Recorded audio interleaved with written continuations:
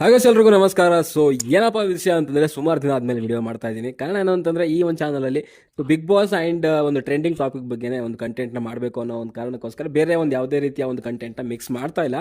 And Soujanya case ಬಗ್ಗೆ video ಮಾಡಬೇಕಾಗಿತ್ತು, but ಆ ಟೈಮಲ್ಲಿ ನನಗೆ ಹುಷಾರಿರಲಿಲ್ಲ. ಆ್ಯಂಡ್ ಹುಷಾರಿಲ್ಲ ಮೀನ್ಸ್ ಕೆಮ್ಮಿತ್ತು. ಸೊ ಕೆಮ್ಮಿದ್ದರೆ ನಿಮ್ಗೆ ಗೊತ್ತಿದೆ, ಆಲ್ರೆಡಿ ಮಾತಾಡ್ಲಿಕ್ಕಾಗಲ್ಲ. ಸೊ ಡಿಸ್ಟರ್ಬ್ ಆಗುತ್ತೆ. ಒಂದು 30 ಸೆಕೆಂಡ್ಸ್ಗೆ ಪದೇ ಪದೇ ಕೆಮ್ಮು ಬರ್ತಾ ಇರೋದ್ರಿಂದ ವಿಡಿಯೋ ಮಾಡೋಕ್ಕಾಗಲ್ಲ. ಇವಾಗ ಸ್ವಲ್ಪ ಸುಧಾರಿಸ್ಕೊಂಡಿದ್ದೀನಿ. ಸೊ ಅದಕ್ಕೋಸ್ಕರನೇ ಒಂದು ಟಾಪಿಕ್ ಬಗ್ಗೆ ವಿಡಿಯೋ ಮಾಡ್ತೀನಿ. ಅದೇನು ಅಂತಂದರೆ ಈ ಸೋಷಿಯಲ್ ಮೀಡಿಯಾ ಅನ್ನೋದಿದೆಯಲ್ಲ, ಸೊ ಎಷ್ಟೋ ಜನಕ್ಕೆ ವರ ಆಗಿದೆ, ಇನ್ನೆಷ್ಟೋ ಜನಕ್ಕೆ ಶಾಪ ಕೂಡ ಆಗಿದೆ. ಯಾಕೆ ಹೇಳ್ತಾ ಇದ್ದೀನಿ ಅಂತಂದರೆ ಈ ಸೋಷಿಯಲ್ ಮೀಡಿಯಾದಲ್ಲಿ ಲಕ್ಷಾಂತರ ರೂಪಾಯಿ ಸಂಪಾದನೆ ಮಾಡೋರು ಇದ್ದಾರೆ. ಆ್ಯಂಡ್ ಸೋಷಿಯಲ್ ಮೀಡಿಯಾ ಅನ್ನೋವಂಥದ್ದು ಜಸ್ಟ್ ಫಾರ್ ಒಂದು ಟೈಮ್ ಪಾಸ್. ಆ್ಯಂಡ್ ಕೆಲವರಿಗೆ ಅದು ಬಿಸ್ನೆಸ್ ಆದರೆ, ಕೆಲವರಿಗೆ ಟೈಮ್ ಪಾಸು, ಇನ್ನು ಕೆಲವರಿಗೆ ಅದೇ ಜೀವನ ಅನ್ನೋ ರೀತಿಯಲ್ಲಿದೆ. ಆ್ಯಂಡ್ ಇನ್ನು ಕೆಲವರಿಗೆ ಒಂಥರ ತೀಟೆ ಥರ ಆಗೋಗ್ಬಿಟ್ಟಿದೆ. ಅಂದರೆ ತಿಂದಿದ್ದು ಹೇತಿದ್ದು ಇದೆಲ್ಲನೂ ಸೋಷಿಯಲ್ ಮೀಡಿಯಾದಲ್ಲಿ ಬಂದು ಹಾಕೊತಾರೆ. ಬಟ್ ಅದು ತಪ್ಪು ಅಂತ ಹೇಳಲ್ಲ, ಯಾಕಂದರೆ ಅದರಿಂದ ಕೆಲವರಿಗೆ ಅದ್ರ ಹೊಟ್ಟೆಪಾಡು ಕೂಡ ನಡೀತಾ ಇದೆ. ಲಕ್ಷಾಂತರ ರೂಪಾಯಿ ಅದರಿಂದ ಗಳಿಸ್ತಾ ಇದ್ದಾರೆ. ಸೊ ಮನೆ ಕಟ್ತಿದ್ದಾರೆ, ಗಾಡಿಗಳು ತಗೊತಿದ್ದಾರೆ, ಅದು ಬೇರೆ ವಿಷಯ. ಬಟ್ ಯಾವುದನ್ನ ಎಷ್ಟು ಲಿಮಿಟಲ್ಲಿ ಇಟ್ಕೊಬೇಕು ಅಲ್ಲಿವರೆಗೂ ಇಟ್ಕೊಂಡ್ರೆ ಮಾತ್ರ ಅವ್ರಿಗೆ ಒಳ್ಳೇದದು. ಇಲ್ಲ ಅಂತಂದರೆ ಖಂಡಿತವಾಗ್ಲೂ ಮೆಂಟಲಿ ಡಿಸ್ಟರ್ಬ್ ಆಗುವಂಥದ್ದು 100%. ಆ್ಯಂಡ್ ಮೆಂಟಲಿ ಡಿಸ್ಟರ್ಬ್ ಆಗಿ ಮುಂದೆ ಆಗುವಂಥ ಅನಾಹುತಗಳಿಗೆ ಇದೇ ಸೋಷಿಯಲ್ ಮೀಡಿಯಾ ಕಾರಣ ಆಗುತ್ತೆ. ಆ್ಯಂಡ್ ಈ ಸೋಷಿಯಲ್ ಮೀಡಿಯಾನ ಆ ರೀತಿಯಲ್ಲಿ ಯೂಸ್ ಮಾಡ್ಕೊಂಡಿದ್ದಕ್ಕೆ ಸೊ ಆ ವ್ಯಕ್ತಿ ಯಾರು ಅದಕ್ಕೆ ಒಳಪಟ್ಟಿರ್ತಾನೆ, ಸೊ ಒಂದು ಮೆಂಟಲಿ ಡಿಸ್ಟರ್ಬ್ ಆಗ್ತಾನೆ, ಸೊ ಅವನಿಗೆ ಖಂಡಿತವಾಗ್ಲೂ ತೊಂದರೆಗಳಂತೂ ಬಂದೇ ಬರುತ್ತೆ. ಸೊ ಮುಂದೆ ಅವ್ನ ಜೀವನ ಸ್ವಲ್ಪ ಕಷ್ಟ ಆಗ್ಬೋದು ಅಂತ ನನಗನ್ಸುತ್ತೆ.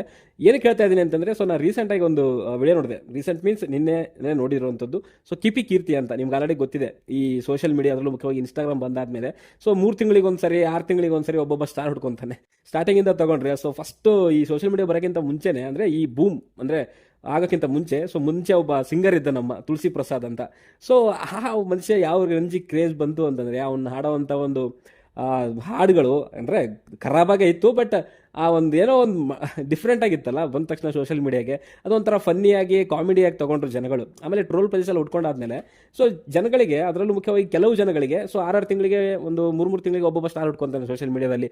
ತುಳಸಿ ಪ್ರಸಾದ್ ಆಯಿತು, ಆಮೇಲೆ ಸೋನು ಶ್ರೀನಿವಾಸ್ ಗೌಡ ಅದಾಯಿತು. ಅದಾದಮೇಲೆ ಯಾರು ನಮ್ಮ ಮಂಜಣ್ಣ ಬಂದರು, ಆಮೇಲೆ ಕಾಫಿನಾಡು ಚಂದು. ಸೊ ಈ ರೀತಿಯ, ಆಮೇಲೆ ರವಿ ಸಿಂಗರ್ ಕುಮಟ.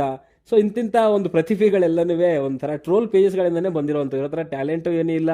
ಆ್ಯಂಡ್ ಎಲ್ಲ ಒಂದು ರೀತಿಯಲ್ಲಿ ಕಾಮಿಡಿ ಫನ್ನಿಯಾಗೇ ಒಂದು ಬಂದಿರೋವಂಥದ್ದು. ನಾನು ಹೇಳುವಂಥದ್ದು ಏನು ಅಂತಂದರೆ, ಒಂದು ನಿಮ್ಗೆ ಒಂದ್ಸರಿ ಪಾಪ್ಯುಲಾರಿಟಿ ಬಂತು ಅಂತಂದರೆ ಅದನ್ನು ನಿಮ್ಮ ಒಂದು ಏಳಿಗೆಗೆ ಅಥವಾ ಒಂದು ಅಂದರೆ ಬದುಕಕ್ಕೆ ಏನಾದರೂ ದಾರಿ ದೀಪ ಆಗುತ್ತಾ ಅನ್ನೋದ್ರ ರೀತಿಯಲ್ಲಿ ನೋಡಿಕೊಂಡು ಅದನ್ನು ಯೂಸ್ ಮಾಡ್ಕೊಳ್ಳಿ. ಹಾಗಂತ ಸುಳ್ಳು ಹೇಳಿ ದರೋಡೆ ಮಾಡಿ ಅಂತ ನಾನು ಹೇಳ್ತಾ ಇಲ್ಲ.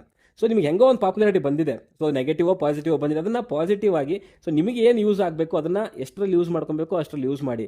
ಅದನ್ನೆಲ್ಲ ಬಿಟ್ಬಿಟ್ಟು ನನ್ನ ಪರ್ಸ್ನಲ್ಲು, ಬಾಯ್ ಫ್ರೆಂಡು, ನನ್ನ ಫ್ಯಾಮಿಲಿ, ತಿಂದಿದ್ದು ಹೇತಿದ್ದು, ಪ್ರತಿಯೊಂದು ತಂದೆ ತಾಯಿ ಇಡೀ ಮನೇನೆ ತಂದುಬಿಟ್ಟು ಸೋಷಿಯಲ್ ಮೀಡಿಯಾದಲ್ಲಿ ಇಡ್ತೀನಿ, ನನ್ನ ಜೀವನನೇ ತಂದು ಸೋಷಿಯಲ್ ಮೀಡಿಯಾದಲ್ಲಿ ಇಡ್ತೀನಿ ಅಂತಂದರೆ ಖಂಡಿತವಾಗ್ಲೂ ಪ್ರಾಬ್ಲಮ್ ಆಗೇ ಆಗುತ್ತೆ. ಸೊ ಇದಕ್ಕೆ ಸುಮಾರು ಉದಾಹರಣೆಗಳು ಕೂಡ ಇದೆ.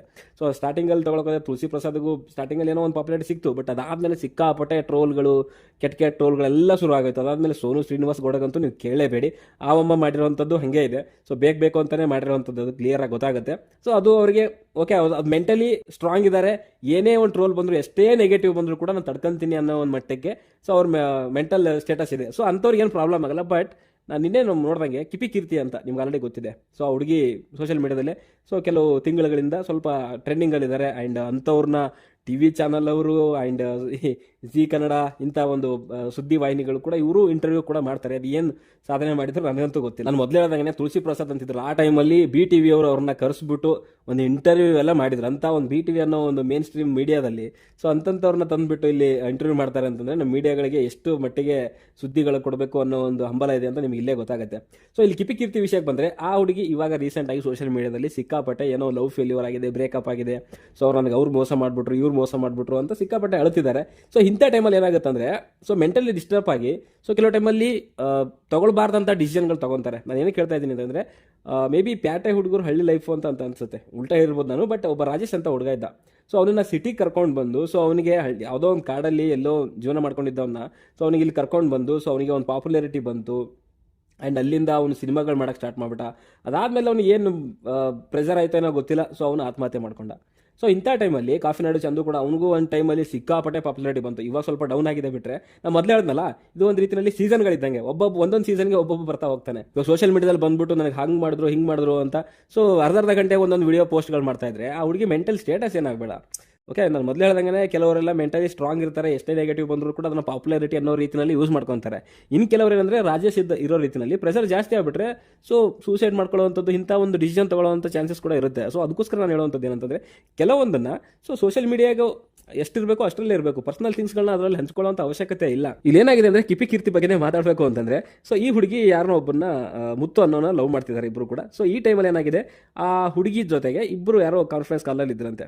ಒಂದು ಆ ಮುತ್ತು ಅನ್ನೋ ಹುಡುಗನೇ ಇದ್ದ, ಇವರಿಬ್ಬರಿಗೂ ಕಾನ್ಫರೆನ್ಸ್ ಹಾಕಿರೋವಂಥವ್ನು ಇನ್ನೊಬ್ಬ ದರ್ಶು ಅನ್ನೋ ಹುಡುಗ. ಸೊ ದರ್ಶು ಅನ್ನೋನು ಆ್ಯಂಡ್ ಕಿಪಿ ಕೀರ್ತಿ ಅನ್ನೋರು ಇಬ್ಬರು ಮಾತಾಡ್ತಿರ್ತಾರೆ.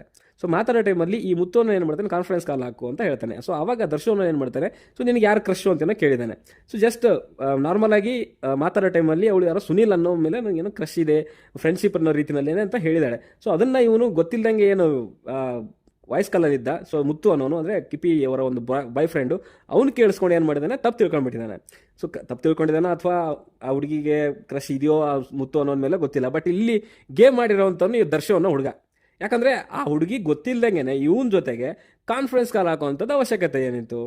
ಸೊ ಇವಾಗ ಮುತ್ತು ಏನು ಮಾಡಿದ್ದಾನೆ ಅಂತಂದರೆ, ನನಗೆ ನೀನು ಬೇಡ, ಸೊ ನೀನು ಯಾರಿಗೋ ಬೇರೆಯವ್ರಿಗೆ ಕ್ರಶ್ ಅಂತ ಹೇಳ್ತೀವಿ. ಇವಾಗ ಈ ಹುಡುಗಿ ಬಂದ್ಬಿಟ್ಟು ಸೋಷಿಯಲ್ ಮೀಡಿಯಾದಲ್ಲಿ ನನಗೆ ಮುತ್ತು ಹಂಗೆ ಮಾಡ್ದ, ಈ ದರ್ಶು ಹಿಂಗೆ ಮಾಡ್ದ, ಸೊ ಸುನಿಲ್ಲ ನಾನು ಬರೀ ಫ್ರೆಂಡ್ಸ್ ಅಷ್ಟೇನೆ, ಹಾಗೆ ಹೀಗೆ ಅಂತ ಇಲ್ಲೇ ಇರೋವಂಥದ್ದೆಲ್ಲನೂ ಸೋಷಿಯಲ್ ಮೀಡಿಯಾದಲ್ಲಿ ಬಂದು ಹೇಳ್ಕೊಂಡು ತಿರುಗಾಡಿದ್ರೆ ಸೊ ಏನು ಉಪಯೋಗ ಇದೆ? ನಾನು ಅದೇ ಹೇಳ್ತಿರೋವಂಥದ್ದು, ಮೆಂಟಲಿ ಡಿಸ್ಟರ್ಬ್ ಆಗುವಂಥ ವಿಷಯಗಳನ್ನು, ಸೊ ಕೆಲವೊಂದು ಪರ್ಸ್ನಲ್ ವಿಷಯಗಳನ್ನು ಸೋಷಿಯಲ್ ಮೀಡಿಯಾದಲ್ಲಿ ಹಂಚ್ಕೊಬಾರ್ದು.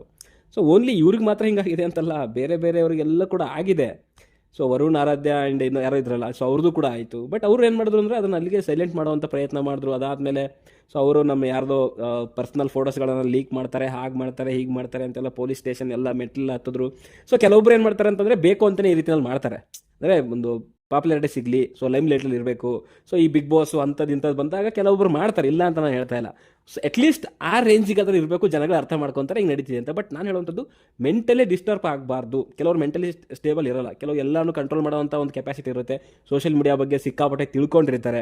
ಸೊ ಅಂಥವ್ರು ಏನು ಮಾಡಿದ್ರು ಓಕೆ ನಡೀತದೆ. ಇವಾಗ ಸೋನು ಶ್ರೀನಿವಾಸಗೌಡ ಅವ್ರಿಗೆ ಏನು ಆಗೋದಿಲ್ಲ, ಅವರೆಲ್ಲ ಅನುಭವಿಸ್ಬಿಟ್ಟಿದ್ದಾರೆ. ಆಮೇಲೆ ಅದನ್ನು ಅವ್ರು ಹ್ಯಾಂಡಲ್ ಮಾಡೋವಂಥ ಒಂದು ಕೆಪಾಸಿಟಿ ಇದೆ. ಆಮೇಲೆ ನೀವು ವಿಡಿಯೋ ನೋಡ್ತಾ ಇದ್ದೀರಾ, ನಾನು ಅವ್ರಿಗೂ ಹೇಳೋದು ಅಷ್ಟೇ, ಸೊ ಪರ್ಸ್ನಲ್ ಆಗಿರುವಂಥ ವಿಷಯಗಳನ್ನು ಸೋಷಿಯಲ್ ಮೀಡಿಯಾದಲ್ಲಿ ಹಂಚ್ಕೋಬೇಡಿ. ಆಮೇಲೆ ನೀವು ಏನೇ ಹಂಚ್ಕೊಂಡ್ರು ಕೂಡ ಯಾರು ಬಂದ್ಬಿಟ್ಟು ನಿಮ್ಗೆ ಸಹಾಯ ಮಾಡಲ್ಲ.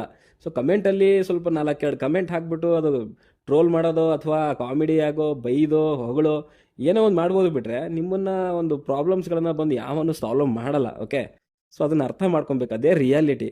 ಓಕೆ, ಸೊ ಇಷ್ಟು ಹೇಳ್ಬೇಕಂತ ಅನ್ನಿಸ್ತಾ ಇತ್ತು, ಸೊ ಅದಕ್ಕೋಸ್ಕರ ಹೇಳಿದ್ದೀನಿ. ಸೊ ನಿಮ್ಗೇನು ಅನ್ಸುತ್ತೆ ಕಮೆಂಟ್ ಬಾಕ್ಸಲ್ಲಿ ತಿಳಿಸಿ. ಓಕೆ, ಅದಕ್ಕೆ ಹೊಡೆದಷ್ಟೇ, ಮುಂದಿನ ಸಿಗೋವರೆಗೂ ಟಾಟಾ, bye bye. Sorry, it's DJ.